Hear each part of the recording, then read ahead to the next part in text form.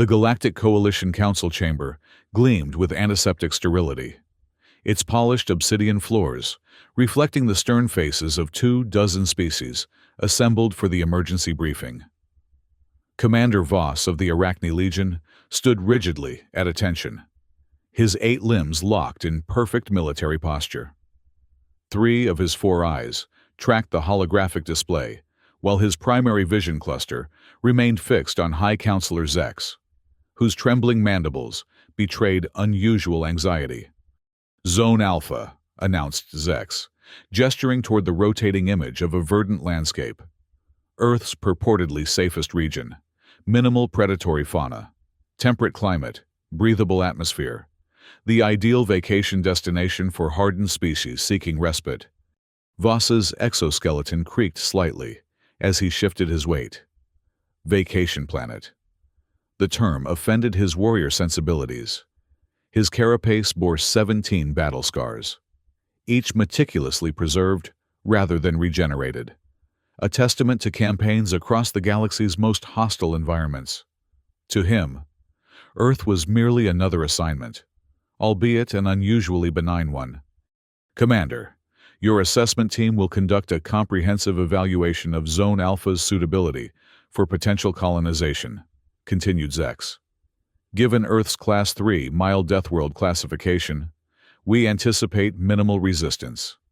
Lieutenant Mira, the mission's xenobiologist, raised a tentacle.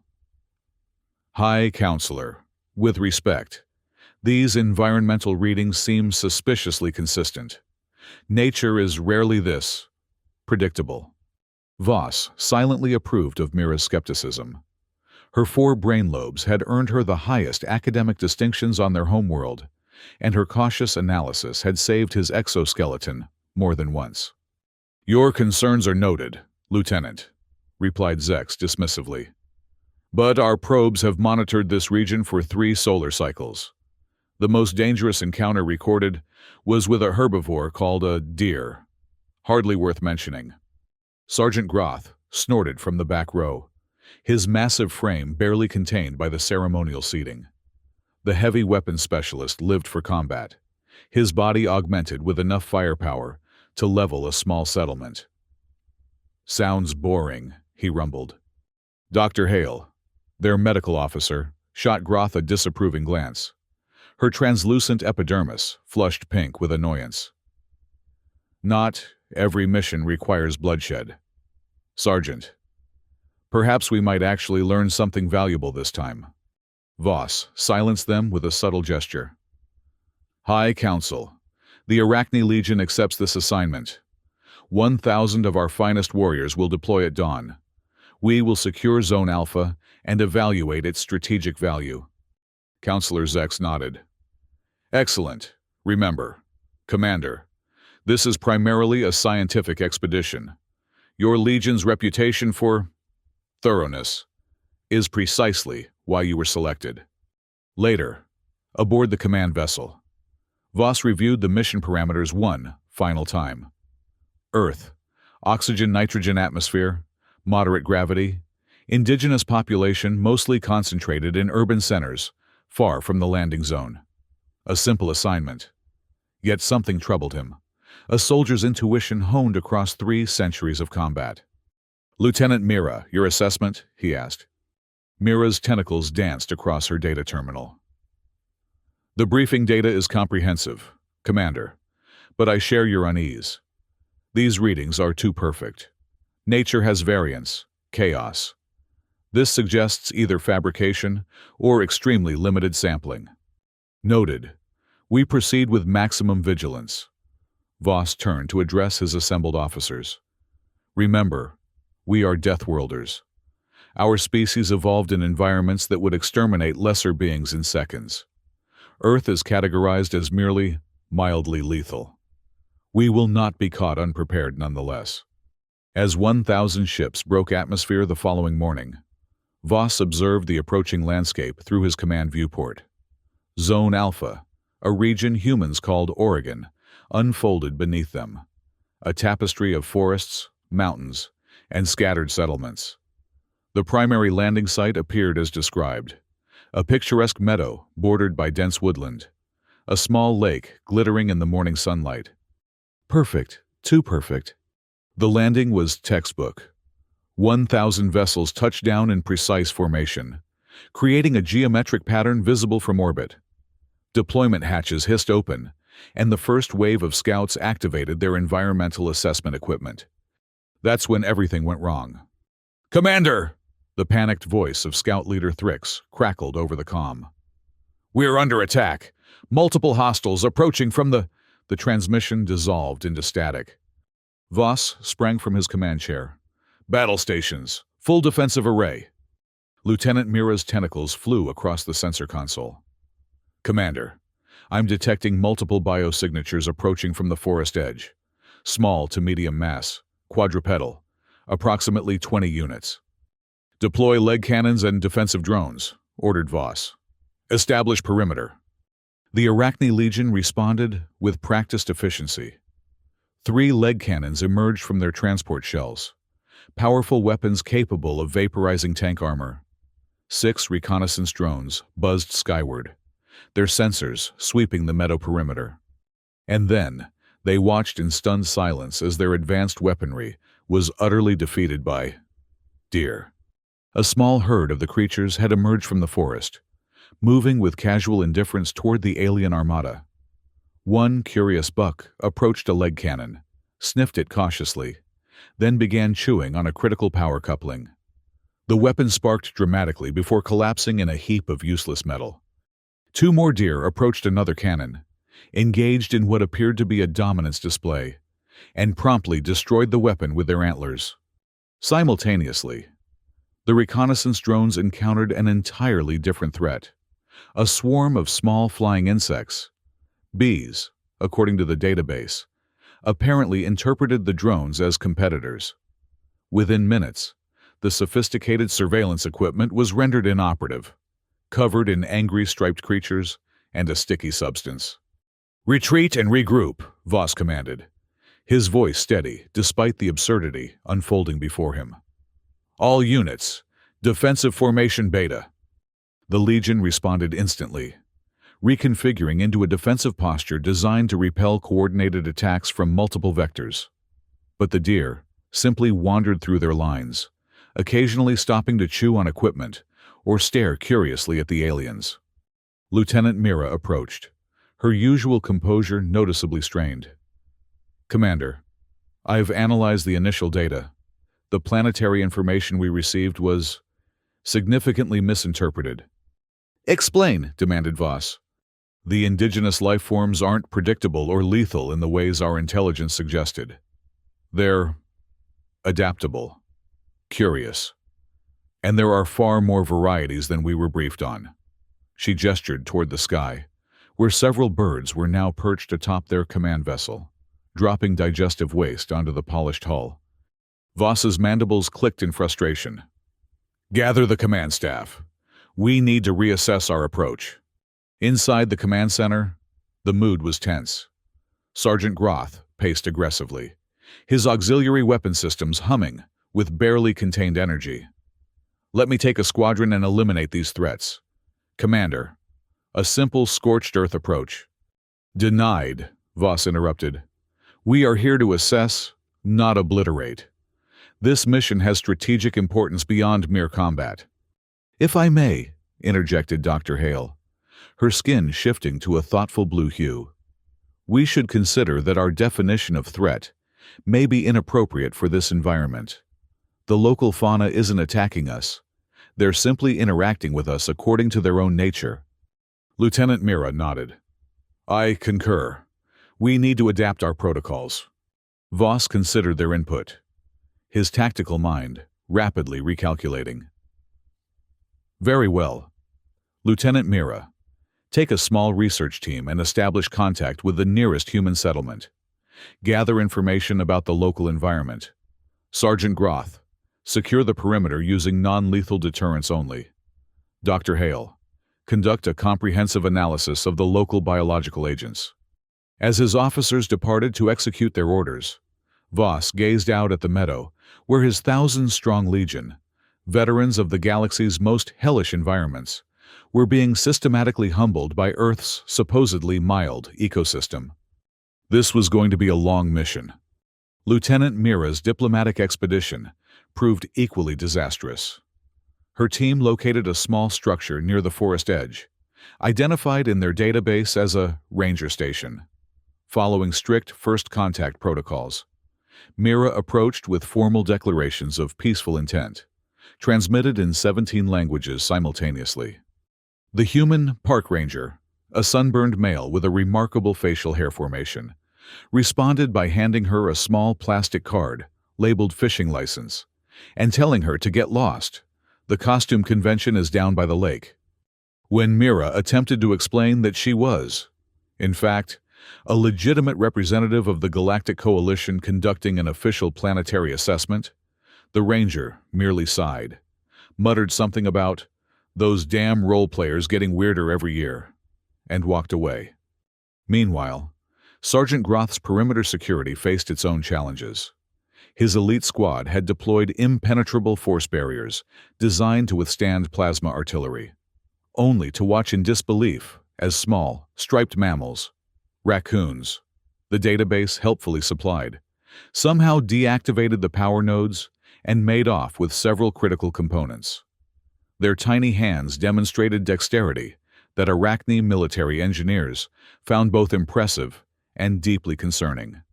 Worse still, Groth himself had succumbed to a serious lapse in judgment. During a perimeter check, he'd encountered clusters of small colored spheres growing on bushes.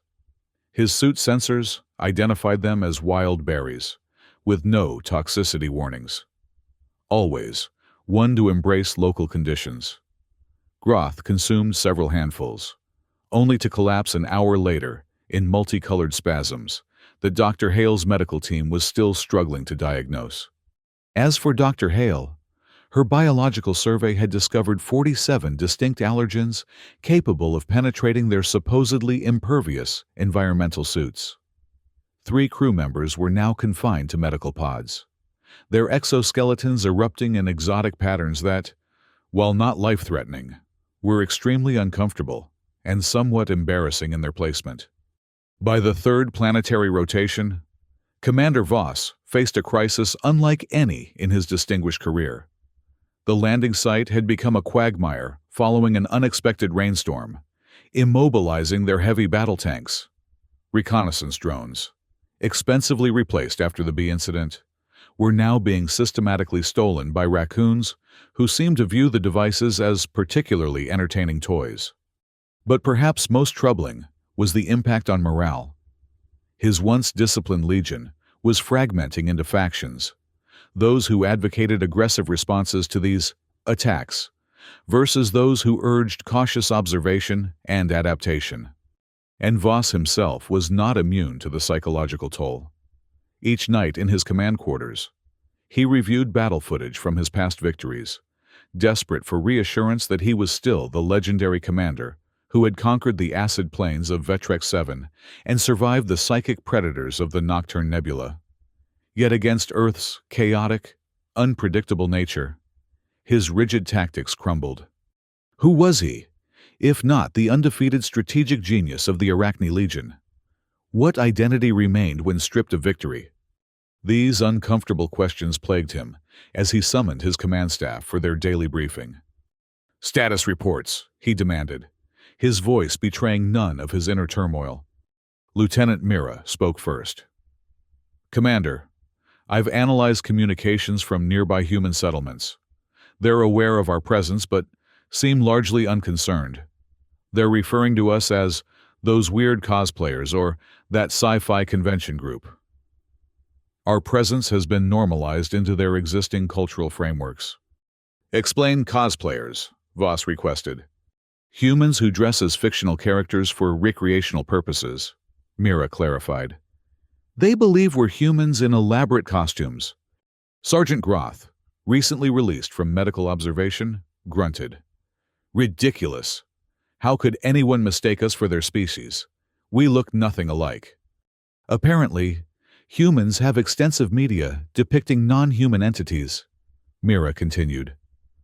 Our appearance falls within their parameters of expected alien design. They simply assume we're humans, pretending to be their version of aliens." "Fascinating," murmured Dr. Hale. "Their psychological defense mechanisms automatically recontextualize the unfamiliar into familiar patterns." "Or they're just idiots," Groth suggested. Voss silenced him with a glare. "Continue, Lieutenant." "There's more," Mira said. "I've detected communication signals suggesting another group is approaching our position. Not local humans. Something else. The transmissions are encrypted, but they match patterns associated with the Void regime." A tense silence fell over the command center. The Void regime. Interstellar scavengers who stripped planets of resources with brutal efficiency. If they were approaching Earth, it could only mean one thing: exploitation. "Estimated time of arrival?" Voss asked. 3 planetary rotations, possibly sooner." Voss considered their options. Coalition protocol dictated non-interference in potential conflicts between other species. But the Void regime's arrival complicated their mission parameters considerably. "We continue as planned," he finally decided. "But accelerate our timetable. We need more information about the local environment and inhabitants before the Void regime arrives." As his officers dispersed, Voss couldn't shake the feeling that they were missing something critical about Earth. Something that explained how such a seemingly benign environment could continually undermine their most advanced technology and military protocols. He decided to investigate personally. The small human settlement near their landing zone consisted of scattered dwellings, many on wheels despite not appearing designed for efficient movement. Humans came and went, occasionally glancing toward the alien encampment, but generally continuing their activities with remarkable nonchalance. Voss, disguised in a configuration that minimized his non-human characteristics, primarily by wearing what his database identified as a trench coat and fedora, observed from the periphery. His universal translator processed their communications, which seemed to revolve around mundane concerns, despite the 1,000-strong alien armada, barely a kilometer away. "Told him if he doesn't fix that carburetor by Tuesday, I'm taking my business elsewhere." Kids' soccer practice got canceled again because apparently the field is too close to the space alien convention thing. "Best coffee I've ever had. Swear to God. I've been awake for 3 days straight." Voss was so absorbed in these observations that he failed to notice 3 humans approaching until they were directly beside him. "Hey, sick costume. Man." The female human who spoke had brilliantly colored cranial filaments arranged in complex patterns, and more metal embedded in her facial features than seemed structurally necessary. The extra arms looked super realistic. Silicone? Voss froze. Tactical options racing through his mind.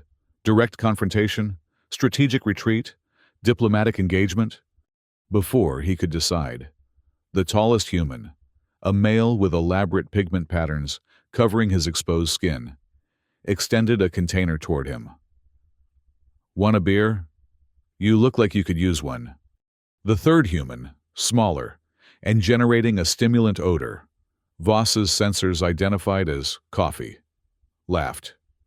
"Roy, you can't just offer aliens beer.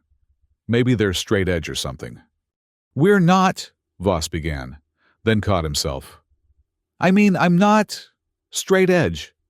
The female grinned. "Cool, I'm Janie. This is Roy, and the caffeine addict is Luna. You with that big group in the meadow." Voss realized that his cover was ineffective, yet these humans seemed entirely unthreatened. He straightened to his full height, letting the trench coat fall open to reveal his true form. "I am Commander Voss of the Arachne Legion, representative of the Galactic Coalition, conducting an official assessment of this planetary region." He expected shock, fear, perhaps panic. Instead, Roy merely nodded appreciatively. "Dude, that is commitment to the bit. Respect." He offered the container again. "Seriously, beer?" Voss cautiously accepted. his external analysis sensors detecting no immediate toxins. He consumed a small amount through his intake valve and immediately regretted it as his primary stomach began processing the unfamiliar compound. "So," Luna said, sipping from her own container, "what's with all the ships and stuff? Are you guys filming something? Because if you need a mechanic, Janie's the best in 3 counties." "We are not filming. We are conducting a serious military and scientific expedition." The 3 humans exchanged glances, then burst into synchronized laughter.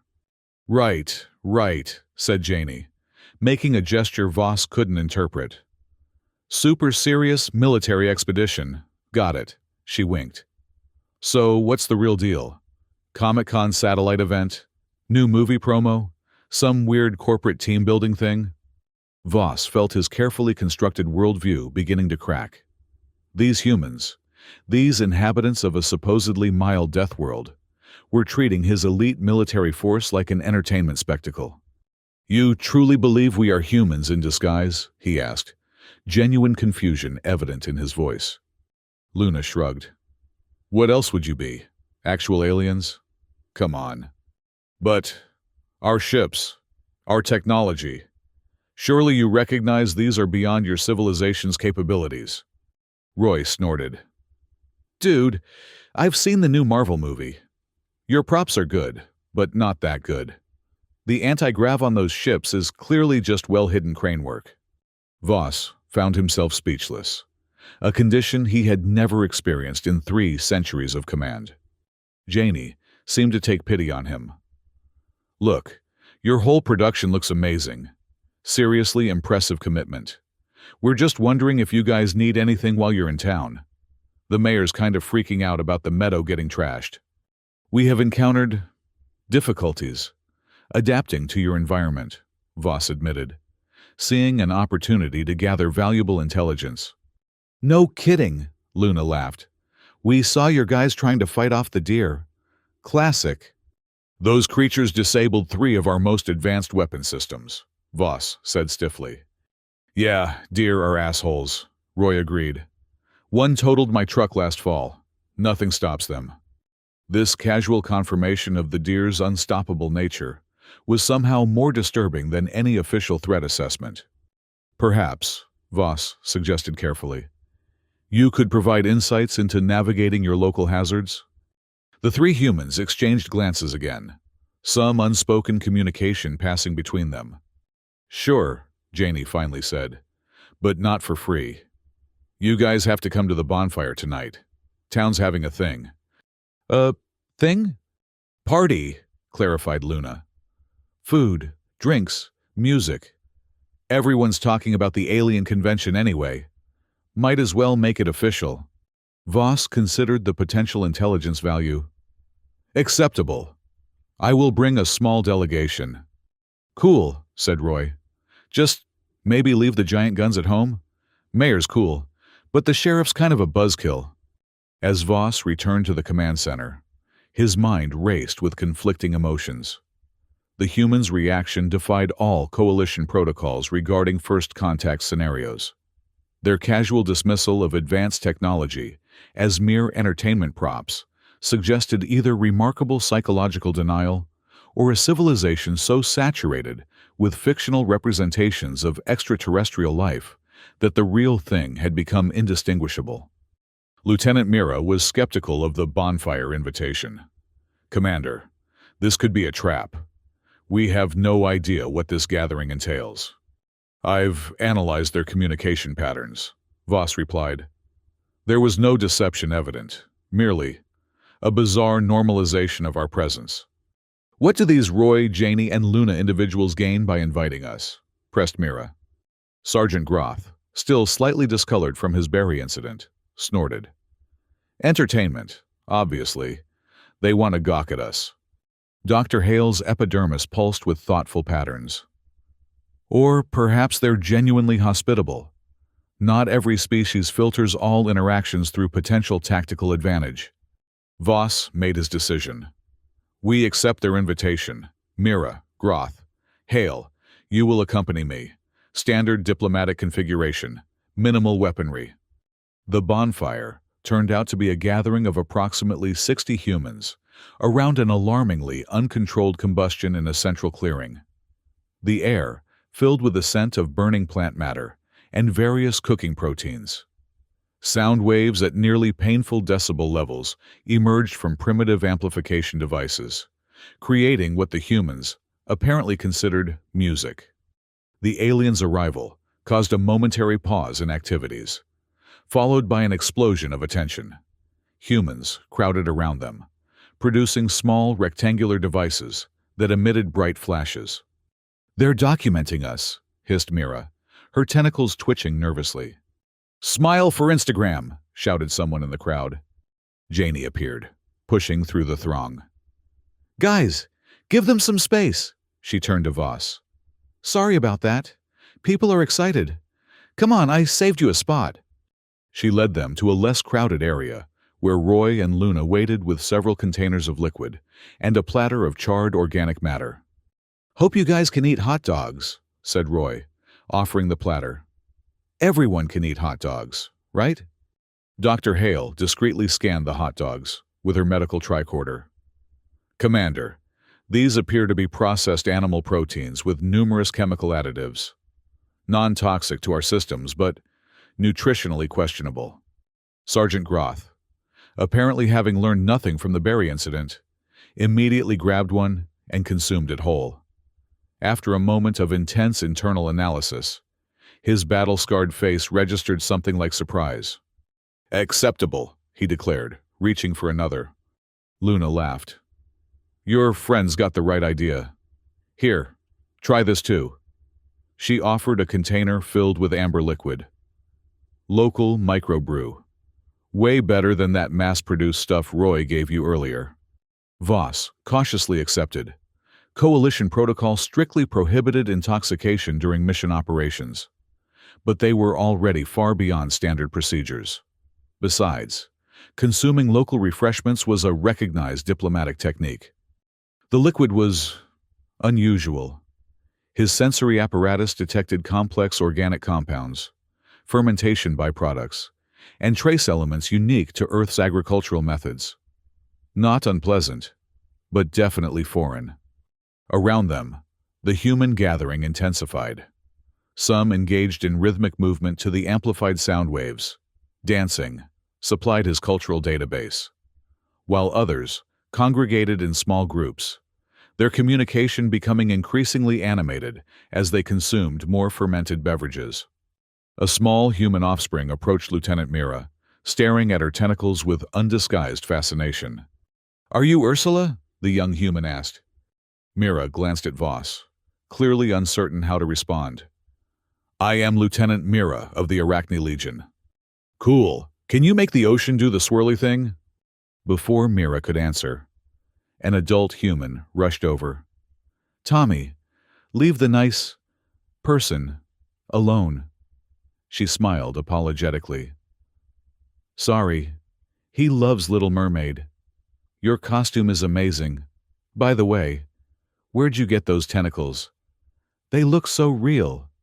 "They are anatomically correct appendages for my species," Mira stated flatly. The woman winked. "Totally. You guys are really committed to your characters. Respect." She led the child away, leaving Mira visibly confused. "These humans," she said quietly to Voss. "Their cognitive dissonance is remarkable. They actively reject evidence contradicting their worldview." "Fascinating adaptation," Dr. Hale commented. "Perhaps it's a psychological defense mechanism developed in response to their planet's chaotic nature." Roy returned with more containers. "Here, try Luna's special brew. She calls it madness juice. It's kinda her thing." Luna grinned. Chemistry major. Never finished, but learned enough to make interesting beverages. The liquid in question glowed with an unnatural blue luminescence. Voss's sensors registered complex compounds, some bearing structural similarities to mild psychotropics used in Arachne meditation rituals. "What does it do?" he asked. "Opens your mind, man," Luna said with a mysterious smile. "Makes you see the world differently for a while." Coalition protocol definitely prohibited consuming unknown psychoactive substances from primitive planets. But something in Voss, perhaps the accumulated stress of the mission's failures, perhaps curiosity about these resilient, peculiar beings, overrode his typical caution. He drank. The effect was immediate and profound. His multiple perception clusters suddenly operated independently, each processing reality through a different filter. Colors intensified, sound acquired physical texture, and time seemed to expand and contract rhythmically. Most disturbing, or perhaps enlightening, was the dissolution of hierarchical thought patterns that had governed his consciousness for centuries. The rigid military discipline, the categorical organization of experience into threats and assets, melted away like frost under twin suns. "Whoa, easy there." Janie's voice seemed to come from everywhere and nowhere. "First-timers should sit down." Voss found himself seated on a log, watching the bonfire's flames dance in patterns that somehow explained the fundamental nature of existence. Around him, humans continued their social rituals, their laughter creating visible ripples in the air. "Your planet," he said, his voice sounding strange in his auditory receptors. "It's not a mild death world at all, is it?" Luna sat beside him, her eyes reflecting the firelight. "What do you mean?" "Earth. It's not mildly lethal. It's insanely lethal, but not in ways we can measure or categorize." The realization crystallized in his mind with perfect clarity. You don't survive through superior strength or technology. You survive through adaptability, irrationality, joy. Luna laughed. "That's the madness juice talking. But yeah, Earth's pretty wild. You just gotta roll with it." "Roll with it," Voss repeated, the phrase somehow containing profound wisdom. Sergeant Groth had meanwhile engaged in some kind of strength competition with several human males, involving the throwing of heavy wooden projectiles. He seemed to be enjoying himself immensely, despite losing repeatedly to a human half his size. Lieutenant Mira had attracted a group of curious humans who were teaching her something called the Macarena, her tentacles awkwardly attempting to mimic their arm movements. And Dr. Hale was deep in conversation with an elderly human female who apparently practiced holistic medicine, their discussion punctuated by enthusiastic comparisons of healing techniques. Voss watched his command staff, elite warriors and scientists of the Arachne Legion, being systematically infected by Earth's chaotic energy. And strangest of all, he couldn't bring himself to stop it. The night might have continued in this vein of bizarre cultural exchange, if not for the sudden, jarring alarm from Voss's communication device.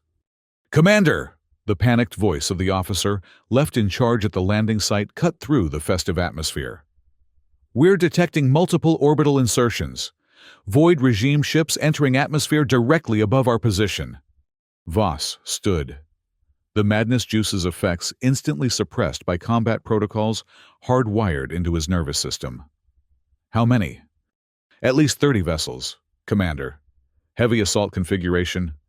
Janie, who had overheard, looked concerned. "Everything okay?" Voss faced a critical decision. Coalition protocol demanded non-interference in conflicts between third parties. But the Void regime's arrival threatened not only their mission, but potentially this entire region. "We need to return to our ships," he told his officers. "Immediately." Roy stepped forward. "Hey, what's going on? You guys look serious all of a sudden." Lieutenant Mira glanced at Voss, silently questioning how much to reveal. "Your planet is about to have visitors," Voss finally said. "Less friendly ones than us." Luna snorted. "More aliens, huh? Part of your convention thing?" "No," Voss replied firmly. "Real danger. The Void regime doesn't come to explore or assess. They strip planets of resources. Violently." The three humans exchanged glances, some unspoken communication passing between them again. "You're for real," Janie said slowly. "You're actually aliens." "Yes. And these other guys coming are also aliens. Bad ones. Yes. And they're going to, what, invade? Right here in Oak Ridge, Oregon? Their trajectory suggests they're targeting our encampment specifically, Mira explained. But their standard protocol includes securing a significant perimeter around their primary objective. Roy whistled. Well, shit. We need to evacuate your settlement, Voss said, already calculating defense parameters. The Void regime will eliminate any resistance. Evacuate? Luna laughed. But there was a sharp edge to it now. Dude, this is Oregon. People here don't evacuate for wildfires. They're sure as hell not running from some space jerks. You don't understand? No, you don't understand, Janie interrupted. Roy here was Special Forces. Luna makes explosives for recreational purposes. I've been fixing engines and building weird shit since I was 10. And we're the normal ones around here. Roy nodded. She's right. Guy down the road has a functioning tank he bought for agricultural purposes. Old Lady Wilson has enough guns to supply a small army. The hippie commune on the ridge makes their own mortars for their annual peace celebration. Voss stared at them, reassessing everything he thought he knew about this mild death world. You would fight? He asked. Hell yeah, we would, Janie said. This is our home. Sergeant Groth, who had been listening intently, broke into a rare smile. Commander, I like these humans. We need to coordinate, Voss decided. Return to our encampment, assess the Void regime's approach, and establish a defense perimeter. I'll spread the word, Roy said, already typing on his communication device. How long do we have? Mira checked her scanner. Approximately 40 Earth minutes before they make landfall. Luna grinned. Plenty of time. I've got some chemistry projects in my shed that might come in handy. As they rushed back toward the alien encampment, Voss couldn't help but wonder if the madness juice was still affecting his judgment. Was he really about to ally with primitive humans against an interstellar threat? Coalition protocol explicitly forbade such intervention. Yet, something had fundamentally shifted in his understanding of Earth and its inhabitants. These weren't helpless primitives needing protection. They were survivors, adapted to a planet so chaotically lethal that it had forged in them a unique resilience, a madness that might just be their greatest strength. The next 30 minutes passed in a blur of activity. At the encampment, Voss briefed his legion on the imminent threat, while Janie, Roy, and Luna integrated surprisingly well into their strategic planning. Your force fields have critical vulnerabilities, Janie pointed out, examining their perimeter defenses. The raccoons disabled them by chewing through these conduits. You need redundant systems. Sergeant Groth scoffed. Our technology is beyond your comprehension. Yeah? And yet a bunch of trash pandas took it down in under an hour. I'm just saying. Let me rewire this section.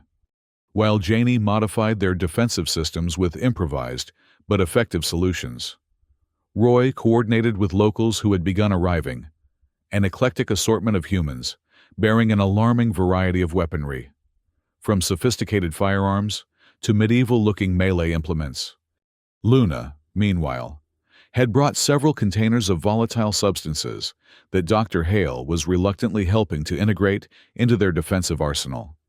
This compound, Luna explained, mixing liquids with casual confidence, will create a thermite reaction hot enough to melt through their hull plating. Probably. And this? Dr. Hale asked, indicating a particularly ominous blue mixture. That, Luna grinned, is an improved version of my madness juice. Aerosolized. Not lethal, but definitely disorienting. Lieutenant Mira, monitoring the approaching vessels, interrupted their preparations. Commander, first wave entering visual range. Voss moved to the command center view screen. The Void regime ships were unmistakable, angular, obsidian constructs bristling with weapons arrays and resource extraction equipment. They descended in attack formation, their intent clear: secure the area, eliminate resistance, strip all valuable materials. Battle stations, Voss ordered. Defensive configuration Alpha 7. As his legion moved with practiced precision, Voss was struck by how the humans integrated themselves into the operation. There was no panic, no confusion, only a strange, almost eager readiness. "They're coming in hot," observed Roy, watching the tactical display. Classic shock and awe approach.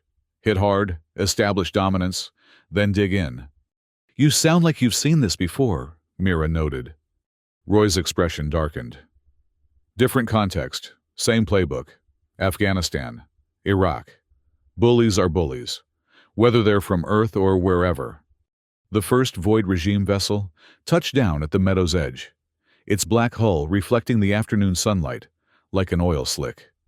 Deployment hatches opened, disgorging armored troops, humanoid in basic configuration, but with distinctive Void black armor and faceless helmets. "Hold positions," Voss commanded. "Let them reveal their strength before we engage." More ships landed, forming a rough semicircle.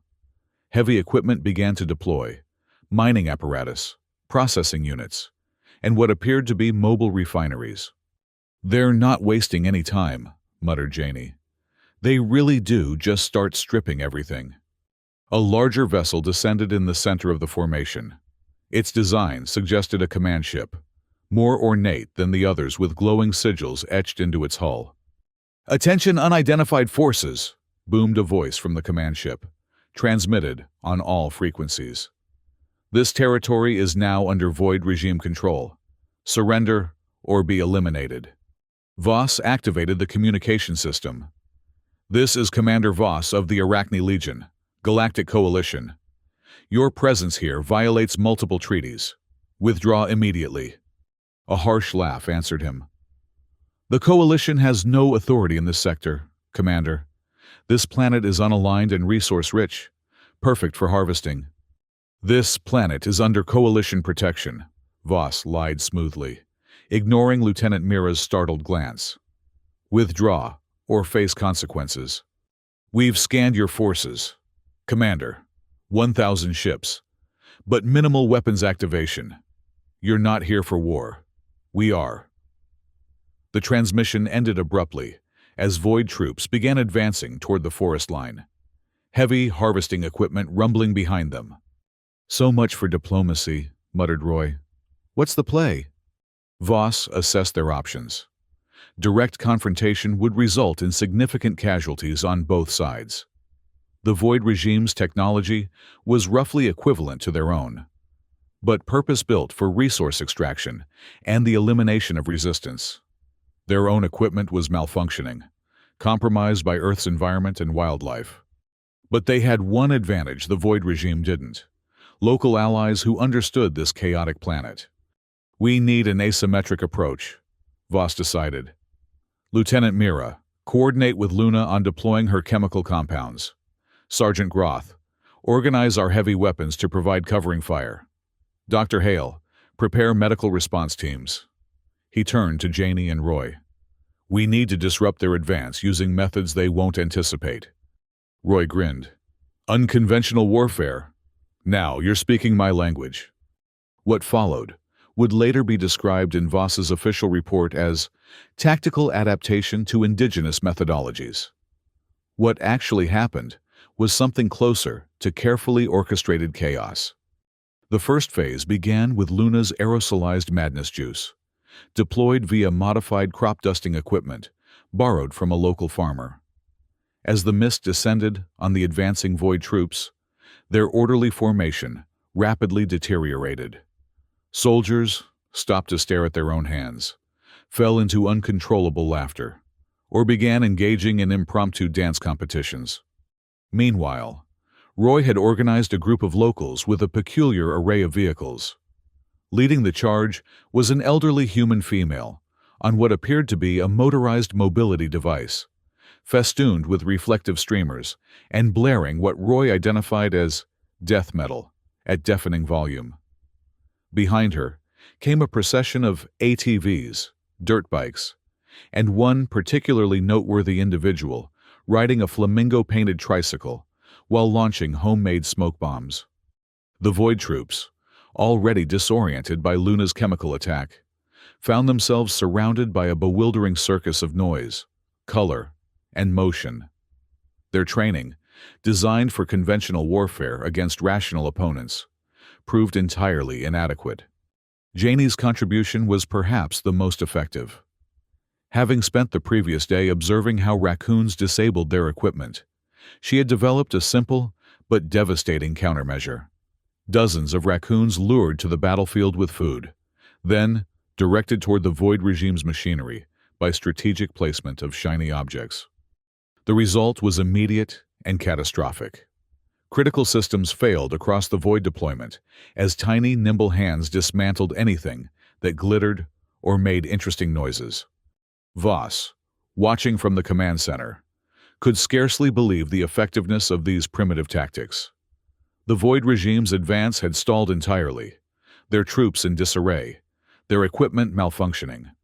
"Commander," reported Lieutenant Mira, unable to keep the amazement from her voice. "They're retreating to their ships." Indeed, the Void forces were pulling back, clearly unprepared for this type of resistance. But their command ship remained in position, its weapon systems powering up. "They're going to switch to orbital bombardment," Voss realized. "Standard protocol when ground forces are compromised." "Not if we take out their command ship," said Sergeant Groth, his battle lust fully awakened. "Our heavy weapons are still compromised," Mira reminded them. The deer damaged the targeting systems. Janie, who had returned from her raccoon deployment, looked thoughtful. "What about that ice cream truck?" "What ice cream truck?" asked Voss. "The one at the edge of your camp. Big white vehicle. Plays annoying music. Sells frozen dairy products?" Voss vaguely recalled seeing such a vehicle. "What about it?" "It's got a freezer unit that runs on liquid nitrogen. Highly pressurized. If we could get it close enough to their command ship..." Roy caught on immediately. "A makeshift bomb. Classic." "That's suicide," objected Mira. "Their defensive systems would vaporize any approaching vehicle."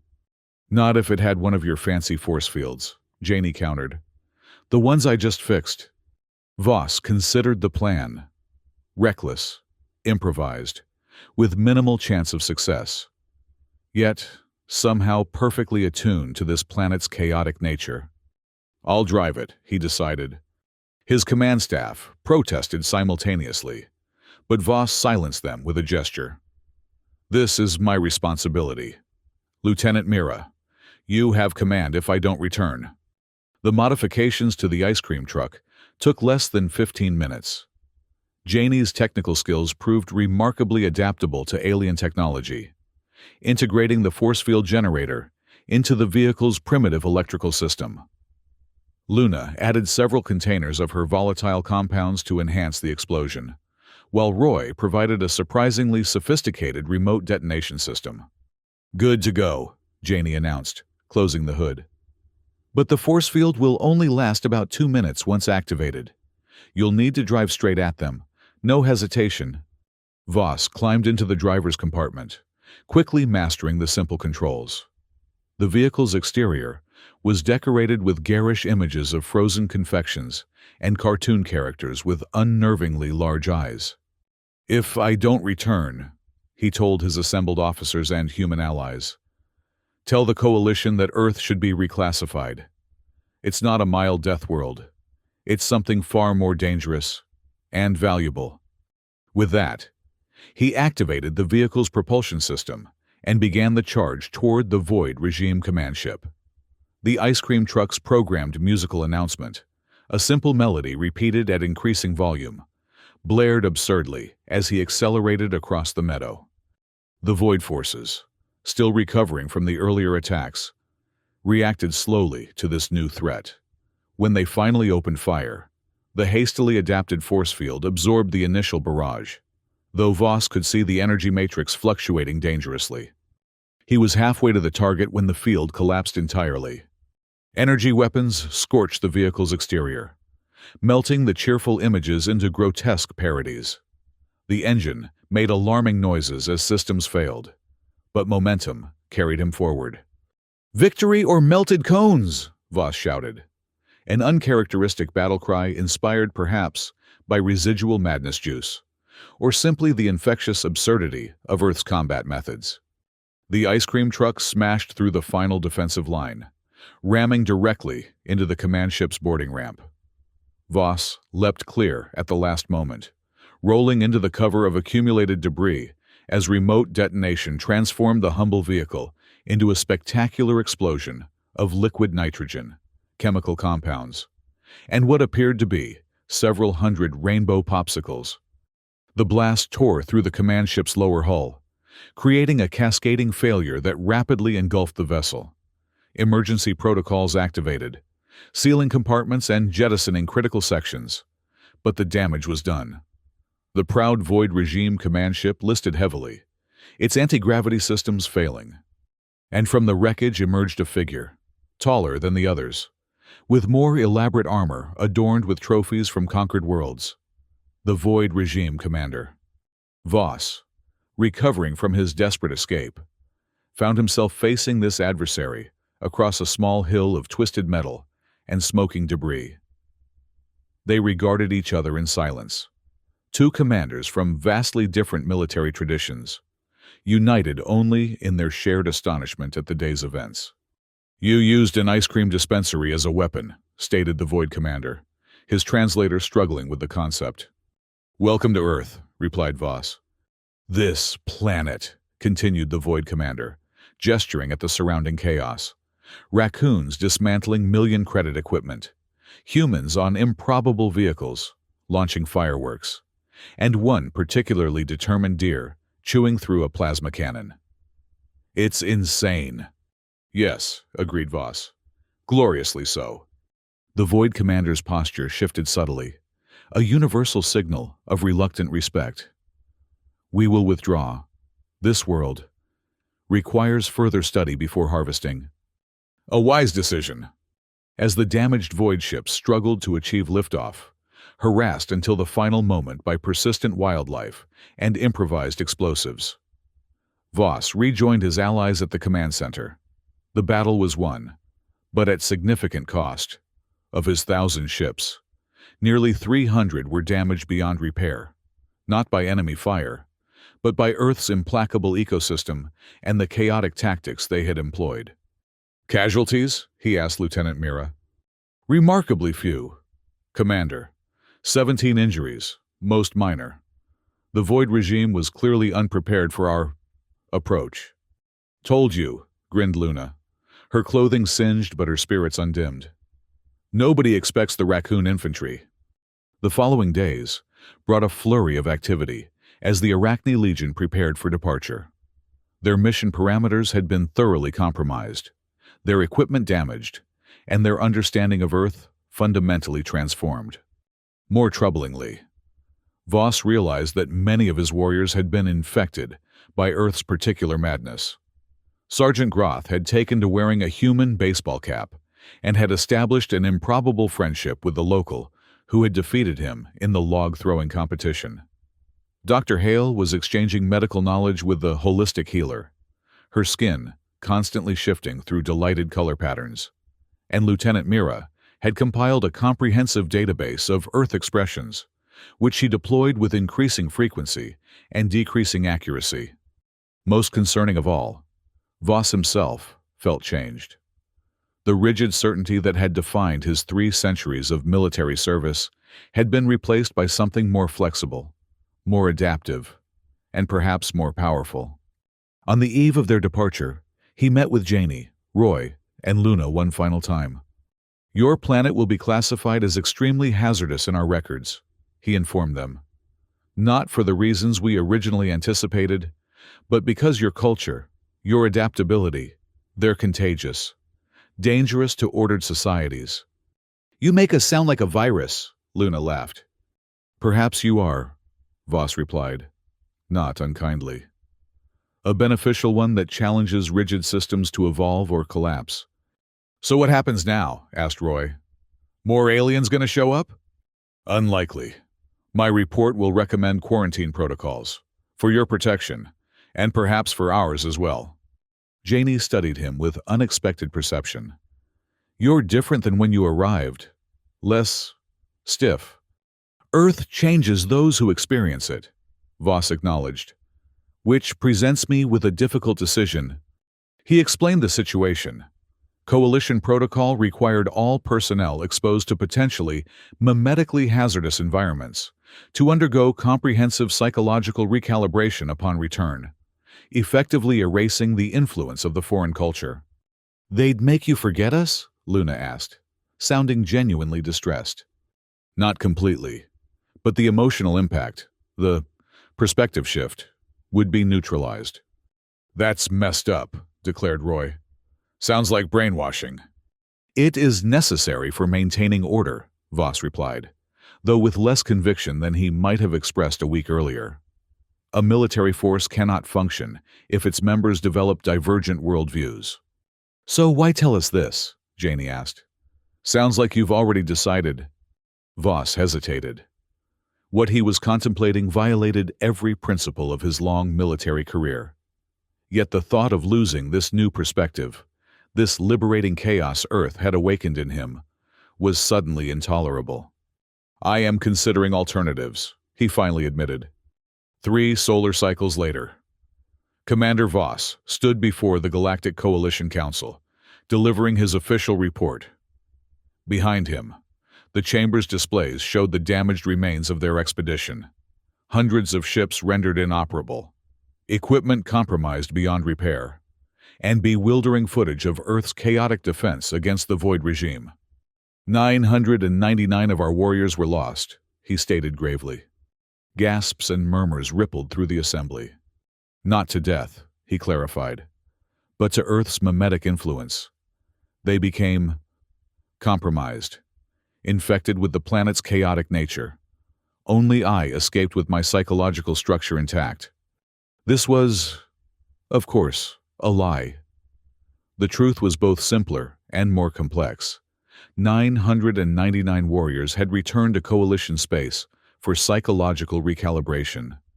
Only one, Voss himself, had chosen a different path. Earth must be quarantined, he continued. Not because it is physically hazardous, but because its culture is dangerously infectious to ordered societies like our own. Direct contact should be prohibited for the safety of both civilizations. High Counselor Zex nodded gravely. Your recommendation is noted and will be implemented, Commander. You have performed a valuable service in identifying this threat before widespread contamination could occur. Thank you, High Counselor. Voss maintained perfect military posture, despite the strange garment concealed beneath his ceremonial armor, a t-shirt Luna had given him, bearing the incomprehensible phrase, "Keep Portland Weird." You will be reassigned once your debriefing is complete, continued Zex. Your experience with Earth makes you uniquely valuable in establishing quarantine protocols. With respect, High Counselor, I must decline reassignment. Voss had rehearsed this moment carefully. The mission has taken a significant toll. I am requesting extended medical leave to ensure no lasting contamination remains.